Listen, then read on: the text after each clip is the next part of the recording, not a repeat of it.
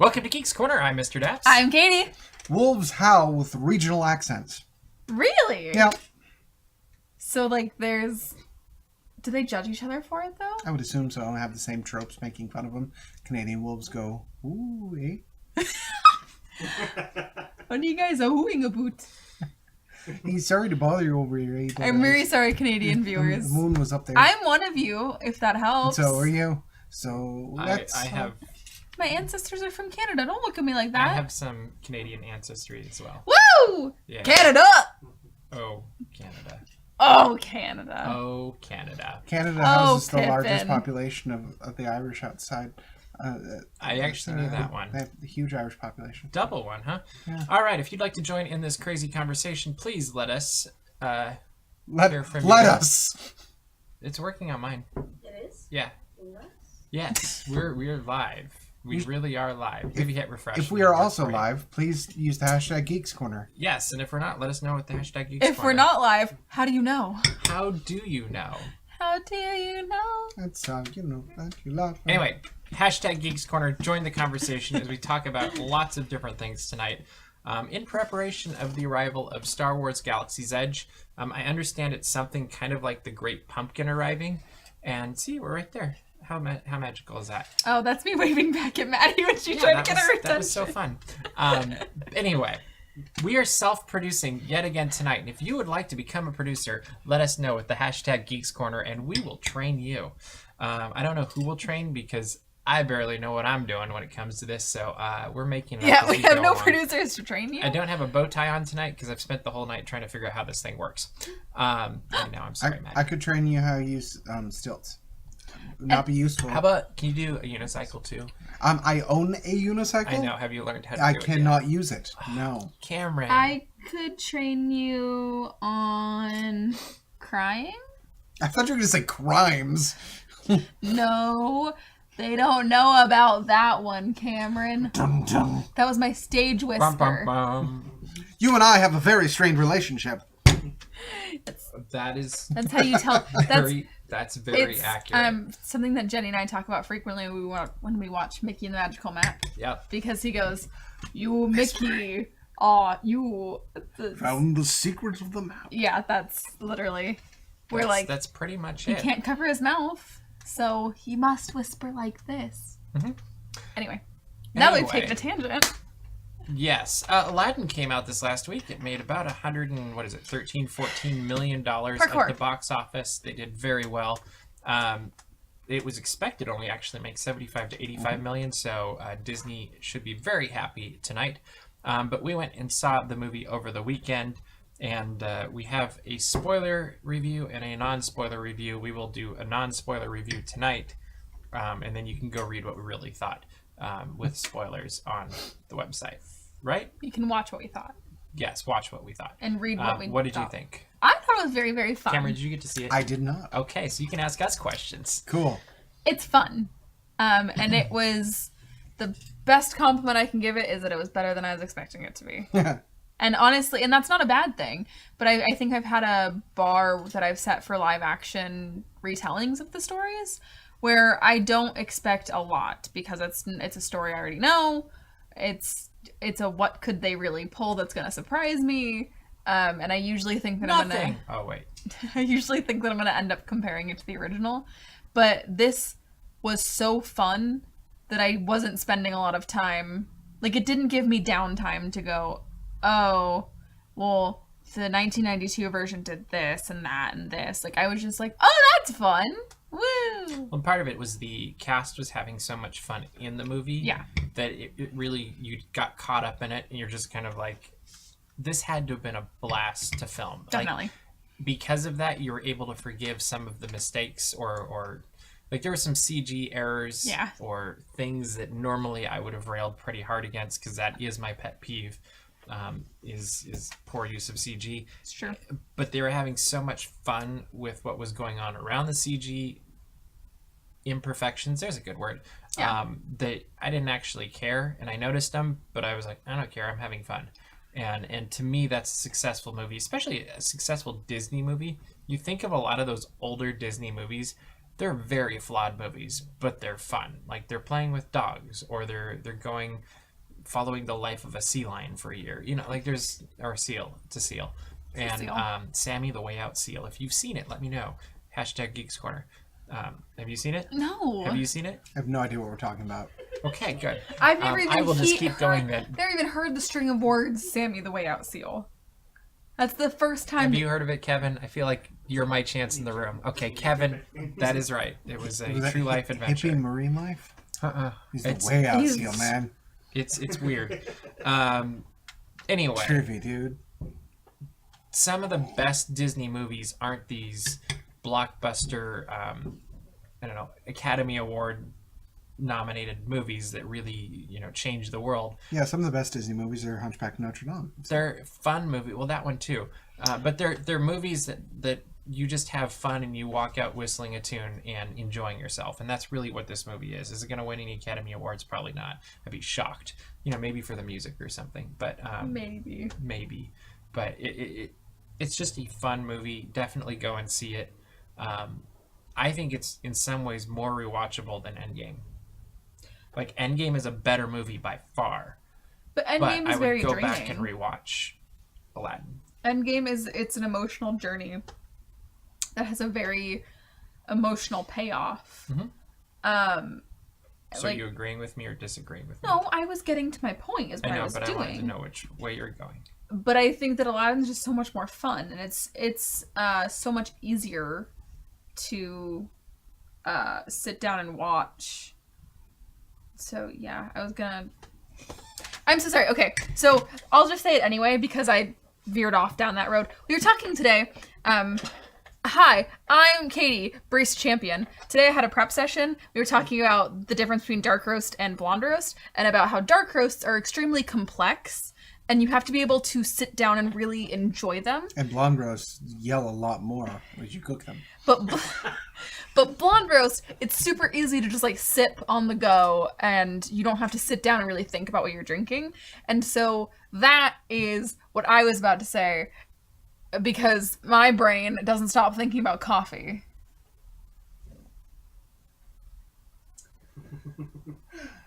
Thank you for the audible sigh. Stunned silence. No, I think that And the general malaise fades over the crowd. Thanks, guys. Anyway, tweet your support for me because I'm a tweet Starbucks your support. champion. And on Saturday, she will be competing for the world title of Starbucks champion of the area. World Championship belt. World Championship Cumberbund winner. Yes. Benedict Cumberbatch? Yes. Anyway, Aladdin is fun. Aladdin is so It's fun. worth rewatching. I'm really looking forward to getting the home entertainment edition of it.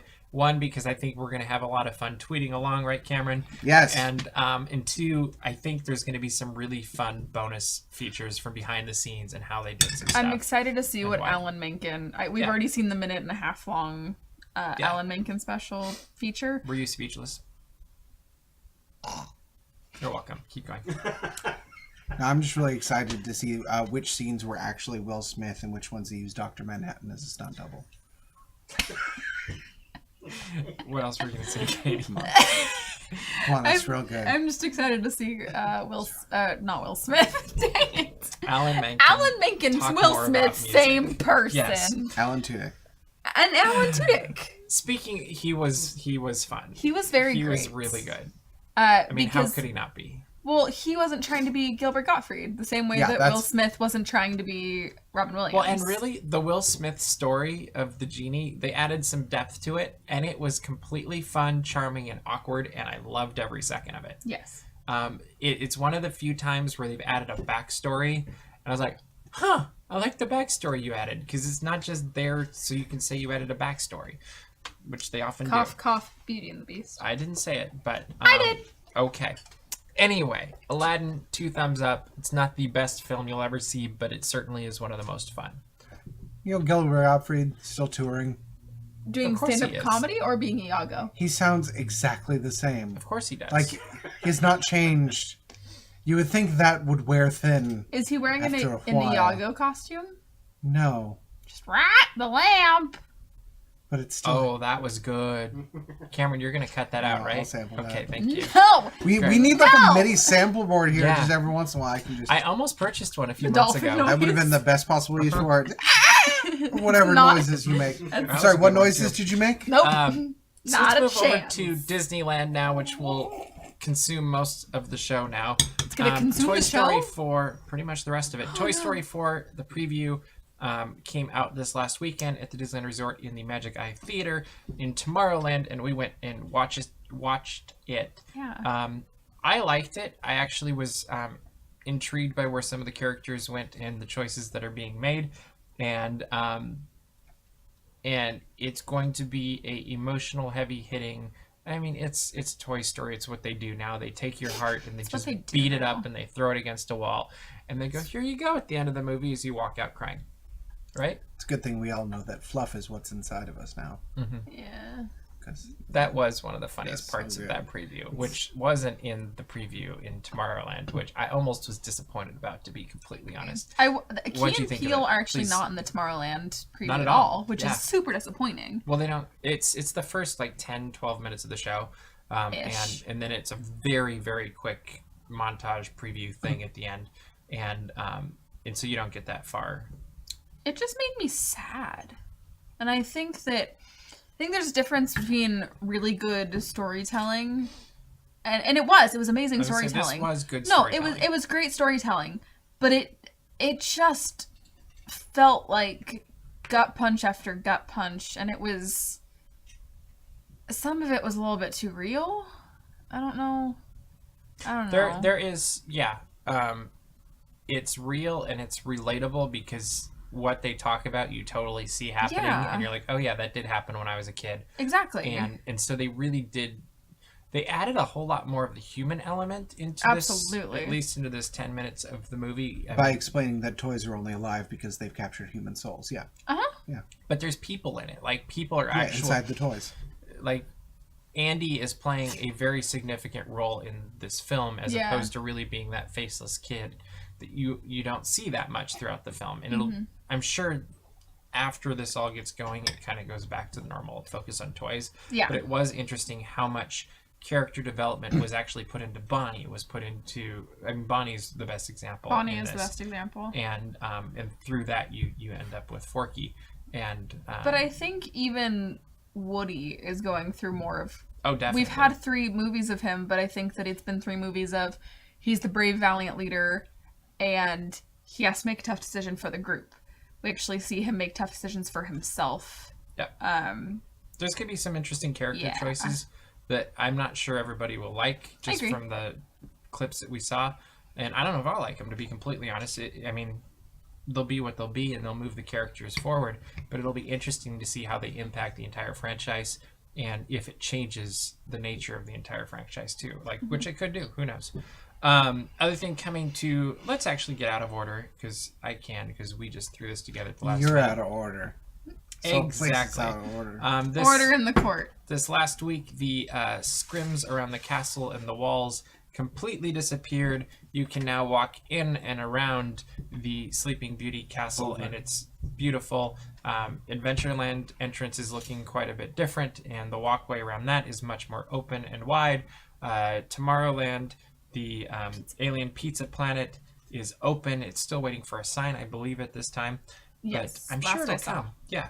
I bet the little green man will bring them. The aliens have And- abducted it. Magic Eye didn't Theater have to do it. now has a new entrance. Where you used to enter is a stroller parking zone, and you now actually, it's kind of weird because you go into the very front of the entrance of Space Mountain by the sign, and then you hang a right into where Or- they hand out the 3D You glasses. can also walk through stroller parking. No, it was blocked off. You have to go around and through it either way. You have to go around the sign, You and I walked through stroller parking. and you went around the sign into Space Oh, Mountain. well, yeah, but I'm saying that you can still... You can walk through it. You can- That's not the entrance. I was like, anymore. wait, I'm really confused. Yeah. Yes, but it still will lead you to... Yeah, eventually. But Destruction. It just Yes, doesn't have that the too. ramp that's like... the entrance is anymore. not there How anymore. do ramps? you know. Oops, the- Just keep doing it. It'll be okay, great. cool. So all of these changes are ahead of the opening of Star Wars Galaxy's Edge, which is this weekend. But before we get to Star Wars Galaxy's Edge, what do you think of Newcastle paint job? We talked a little bit about this already, but all of the changes as a whole for Project Stardust. The castle's more photographable. That is for sure. Yeah. It looks good. That's my opinion. Sticking to it. Cool. In general, it's a darker color, which means it stands out better on the background of the sky. There was a couple days right after they unveiled most of it where it's kind of gray and cloudy out. And my best comparison is it looks good in that and also looks good with clear blue skies. So, good choice. And they opened up a lot of the landscaping, so the bushes and trees are not all over the place anymore. So it just feels more open and it stands up more because of that. In fact, I noticed a lot of the landscaping, they've gotten rid of the bushes that kind of divide and conquer areas, and instead they've put low to the ground plant life, I guess, and because of that, it makes everything feel more open and big. It kind of reminded me of Walt Disney World a little bit, Magic Kingdom, how it's just feels so much more open, and the castle feels even bigger because of that. And so they did a nice job with the depth perception, or not depth perception, the height thing. Yeah. Forced perspective. Forced perspective, that's the word. Yep. The thing I walked away thinking about, especially the hub, after we walked around it on Sunday, is I really love the west side of the hub. It's really open and spacious, and I love if they would do that to the east side now. Like I feel like if Tomorrowland could open up the same way that Adventureland and Frontierland now open up, that would be a home run. Well, what I was about to say, I have a bubble in my throat. Forgive me.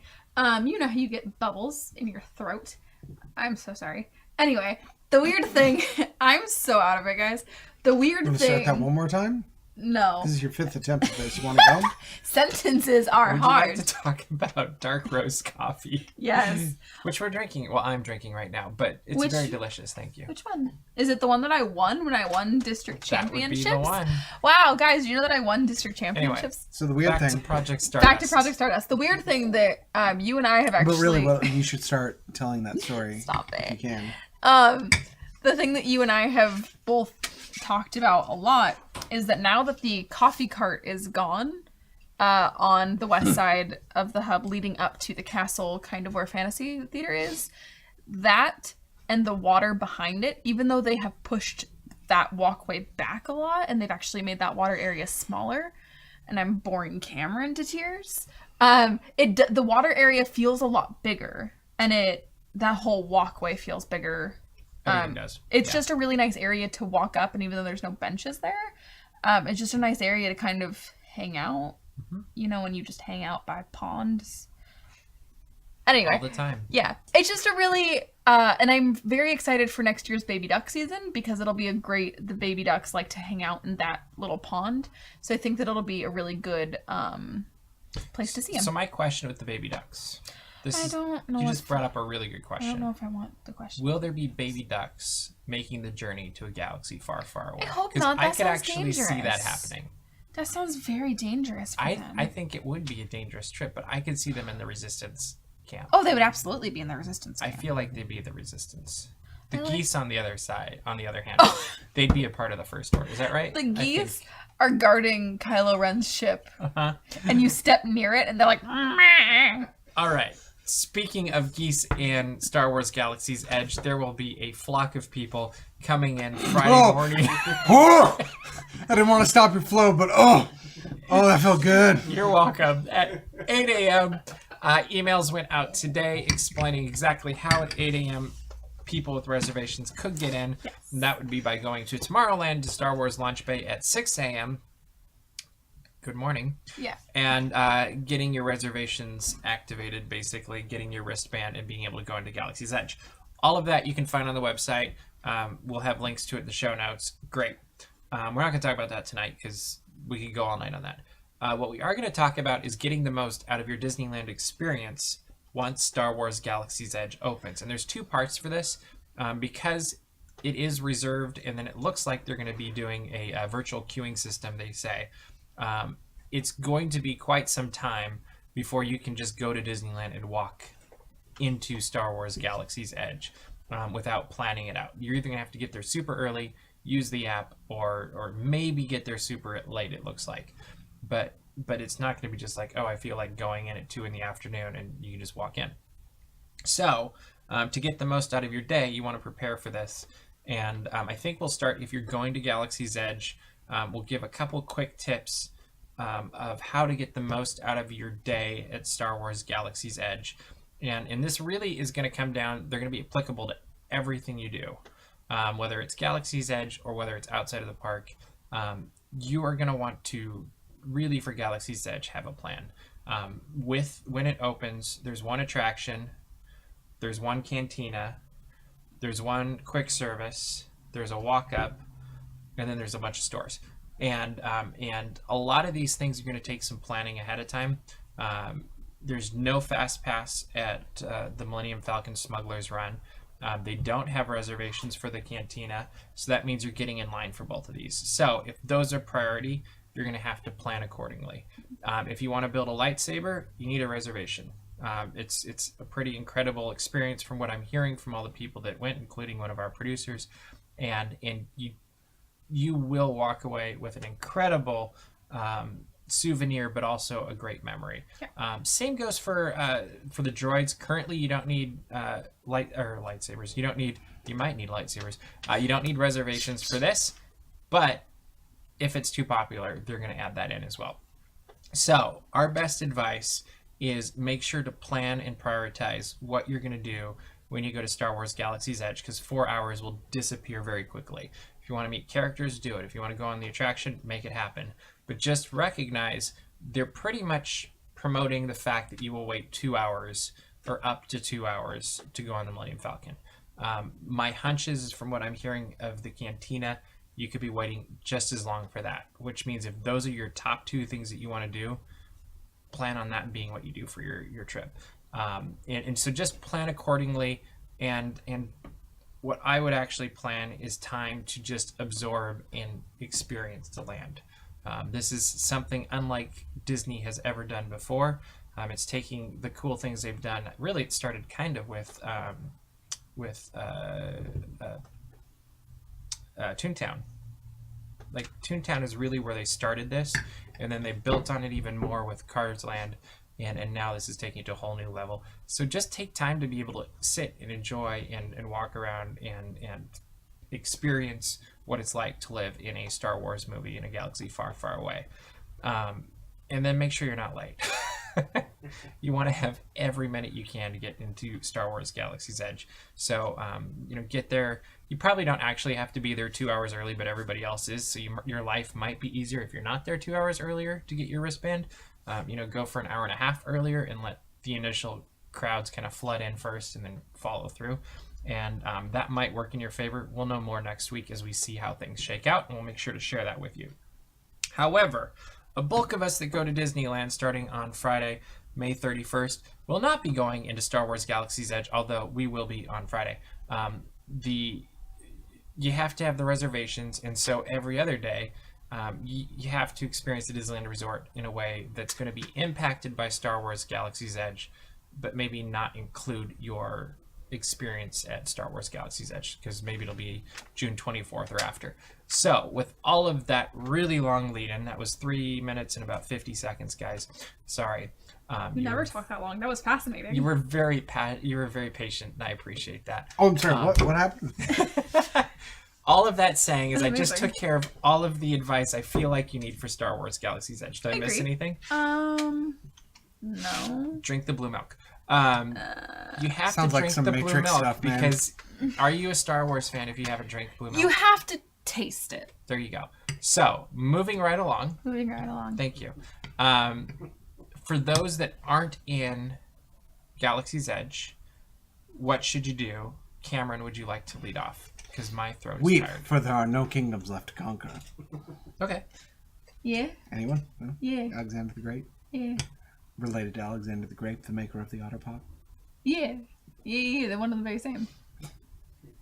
That was a couple of very obscure references. You've kept up. Good job. I appreciate it. So some of us, and we're being real subtle, aren't going to get into Star Wars for a time. And though some of us are still going to have a dang good time at Disneyland. Absolutely. Because, guess what? It's Disneyland. Have you been? is pretty cool. It is the happiest place on earth. I'm a pretty big fan. I don't know about you. That sounds cool. There are going to be many opportunities for anyone not going to Star Wars Galaxy's Edge to still have a wonderful time. Mostly because, even though there will be many more people, most of those people are going to be distracted by something. Shiny.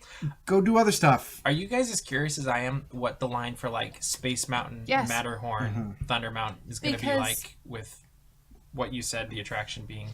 On the one hand, it could be very possible that a lot of people are distracted by Star Wars, but on the other hand, it could be everyone is now in the park for Star Wars, and they're going to be doing those things. Like, I'm betting you'll have a great time if you go over to Disney California Adventure. I agree. Is going to be my bet if you want to go take advantage of some of those attractions. But that will be very interesting too because of the tiered blockouts now, where people can get into California Adventure where they can't get into Disneyland. So I'm really curious if that's actually something that brings people in, or do they just decide not to go to the resort at all because I can only go to... I'm kind of guessing that too. And I actually think, to add on to what you're saying, is I'm betting from May 31st through June 23rd, it's going to be a great time to visit the Disneyland Resort because there's going to be quite a few blockouts, and they've done a pretty good job of communicating that you have to have reservations to get in. And so I would hope that people have seen this and been like, I'm not going because I can't get in. Yeah. Which makes me think the 24th could be insane. Yeah, I through agree. the rest of the summer. Now, that being said, I've encountered in the last week a friend requesting my presence the first week of Star Wars opening up to come hang out with them because they want to go check out Star Wars Land, having no knowledge that you have to have the reservation. So there are those people still out there. And there's other people that just want to go to buy the merchandise in Tomorrowland. Yep. I was talking to people today that are planning on lining up super early in the morning on Friday to go in and get merchandise. And I always forget, I think it's just because I'm not hugely into merchandise, but I always forget how ridiculously popular the merchandise is and how quite often that will be the longest line for some of these things. And it'll be interesting to say. So if you are going to Disneyland on Friday through forever, because this is the new Disneyland, hey, starting tomorrow night, dedication of Star Wars Galaxy's Edge. We will be live streaming, by the way, so don't miss that on this YouTube channel, or go to dapsmagic.com. But plug. But it will be... There's a plug over there. That too, yes. But it really will be interesting to see how the whole thing... It's a different game, and we don't really know how it's going to play. And what would you say... Like, what should you do? Be patient. That's a good one. Like, I honestly, like, I'm looking for practical hands-on trips. Like, I would say go to probably the east end of the park because the west end is going to be busier with people trying to get into Galaxy's Edge. Probably. I mean, by that logic, go spend some time in Toontown and Fantasyland. I think east side of the park is still, especially in the morning, can be pretty busy with all the people getting their wristbands. And to get their wristbands, good point. So, like, Tomorrowland's probably still going to be hotbed. But you know what? Haunted Mansion's probably going to be pretty cool right around then. That's true. Check that out. Pirates. Also, take this as an opportunity. Indiana Jones will be shorter. Yeah, probably will. That'd be cool. Take this opportunity to explore some of the more casual things around Disneyland. For example, did you know you can get a really good drink in Grand Californian and hang out? It's awesome. It's one of my favorite things to do, and you can do it for several hours. There's piano entertainment and a lot of cool stuff happening over there. Don't fall asleep. Don't fall asleep, though. They will take you. Yeah. Don't do that. Don't fall asleep. I'm curious how generally in the morning, Peter Pan, everybody's making a race to, and like that's kind of the thing. I'll be curious if things like that end up changing, like how long the lines. In fact, we should be watching on Friday morning if we think about it. I doubt we will. We will be so focused on getting video and photos and all that stuff, live streaming. But it'll be interesting to see how these kinds of things change as we're moving forward. All that to say, bring your patience, bring your sense of adventure.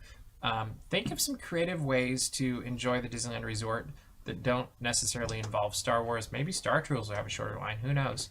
And I think you can have a blast whether you're in Star Wars Galaxy's Edge or not. And I'm very intrigued to see how it impacts guest flow, and I'm sure Disney is too. I mean, all this being said, I think the first weekend, none of this will really apply. I'm betting just the energy around the parks of it opening up, it's going to be pretty high.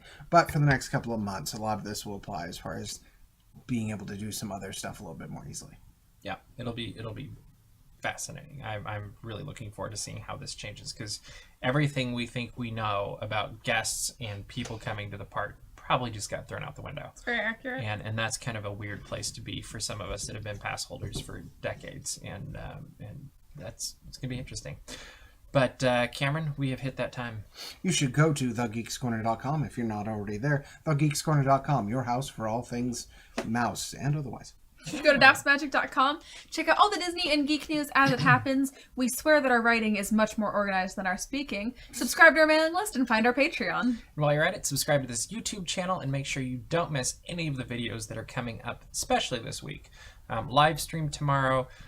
Seems like something's probably happening on Thursday. I can't remember. Friday we'll be live streaming and also starting to post videos from inside Star Wars Galaxy's Edge. And of course, next Tuesday night we will be back talking about all of this stuff. And there is a video dropping tomorrow night at I think 6 o'clock that you will not want to miss, that Katie and I shot yesterday. That this is my teaser right here. Anyway, that is all the time we have for you this week. We hope you have an absolutely magical weekend and you get to go to a galaxy far, far away. And we will see you around the corner.